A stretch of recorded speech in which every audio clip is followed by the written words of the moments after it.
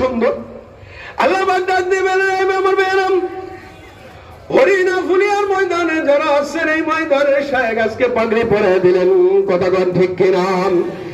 11 জন হাফেজ ছাত্রদের মাথায় পাগড়ি পরে দিলেন। ওই দিন কালা কোরআনের মাহফিল হবে। সভাপতি আল্লাহ মহান হুকুম দেবে, স্টেজটা হবে এত বড় 1,24,000 পয়গম্বর স্টেজের উপরে ভেতরে বলবে, বলেন সুবহানাল্লাহ।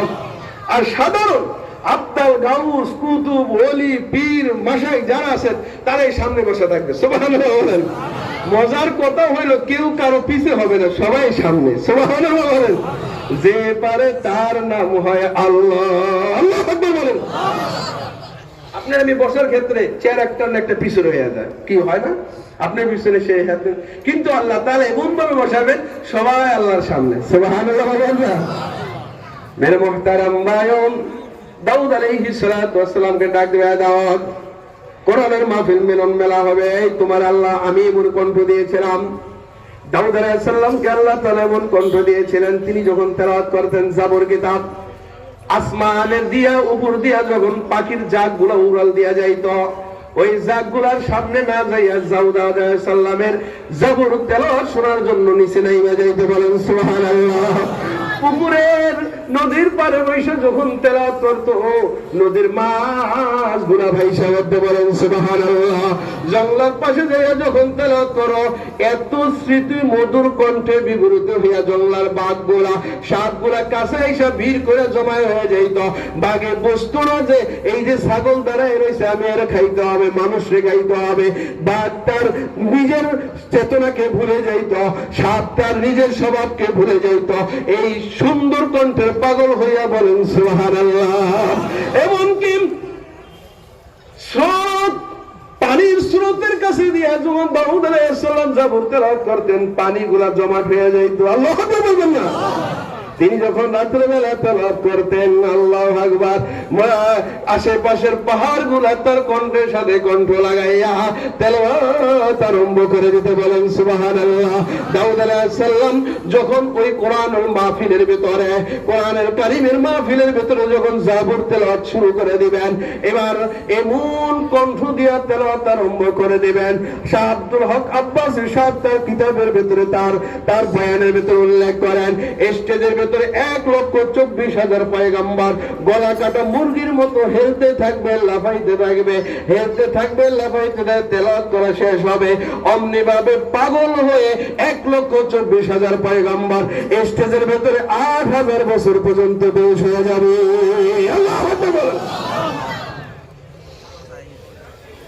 হুশ হাজার বলেন, আল্লাহ বাজিয়ে গেলে করবে বান্দারে, আরো সুন্দর তেলাওয়াত শুনবি লিখায়। হা বলেন না সুবহানাল্লাহ। এই কষ্ট হইতেছে, জোরে বলেন কষ্ট হইতেছে। এবার বান্দারা বলবে না আল্লাহ হ্যাঁ আরো শুনবো। আল্লাহ পাক ডাক দিয়ে বলে, বন্ধু সুবহানাল্লাহ বলেন না?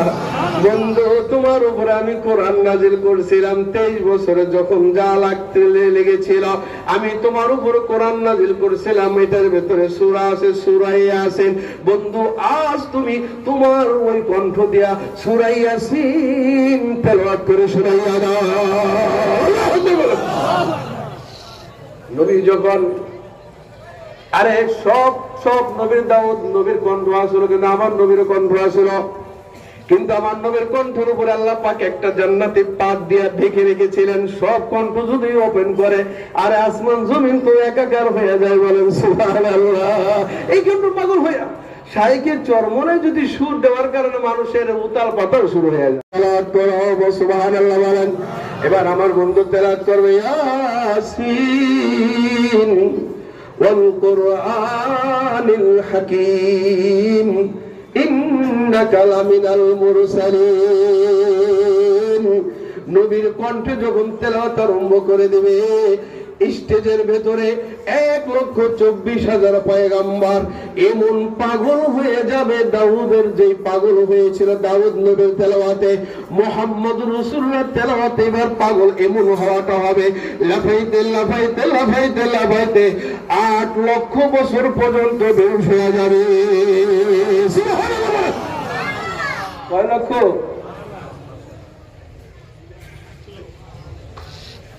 আমার মেয়েরাম, এরপর আল্লাহ সুন্দর তেলাওয়াত শুনবেন কয় হন। এবার আল্লাহ পাক নিজে সূরা রহমান তেলাওয়াত করবেন, আমরা পড়ি আর রহমান, সেই দিন বলবে আর রহমান না, কবে আনার রহমান আল্লামাল কুরআন। আল্লাহ যখন নিজের কণ্ঠে তেলাওয়াত আরম্ভ করে দিবেন, 1,24,000 পয়গম্বর স্টেজের ভেতরে 8 কোটি বছর পর্যন্ত বেশ হয়ে যাবে।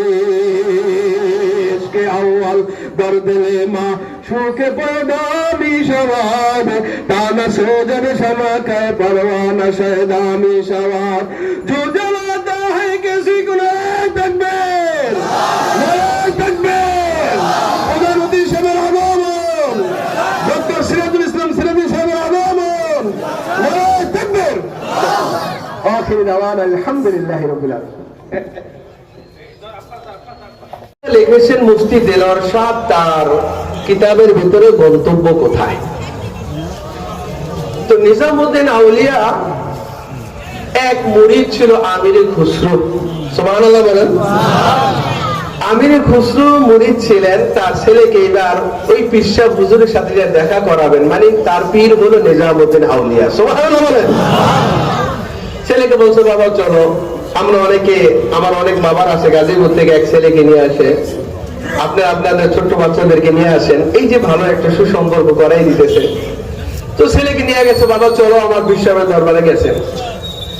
তো বিশ্বের দরবারে গেছেন, নিজামউদ্দিন আউলিয়ার দরজায় খানকার কাছে যায়, আব্বা আমিরে খুসরো ঢুকে গেছে, কিন্তু তার ছেলে আর ঢোকেন নাই। তিনি দরজায় বসে আছেন, আব্বা আপনি যান, আমি যাব পরে।